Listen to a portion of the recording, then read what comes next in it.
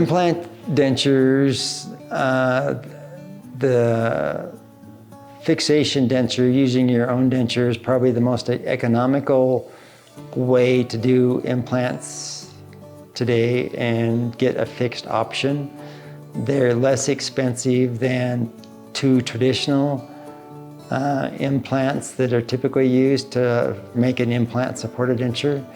The minis work way better in areas of less bone, and it costs less. For 4 implants to do on the lower and the retrofit an existing denture, you're approximately $6,000. That again includes 4 implants and the cost of retrofitting your existing denture. On the upper, we use more implants, so it's a little bit more. We use 6 implants traditionally versus the 4, and the reason for that is the lower jawbone is more dense, so it requires fewer dentures.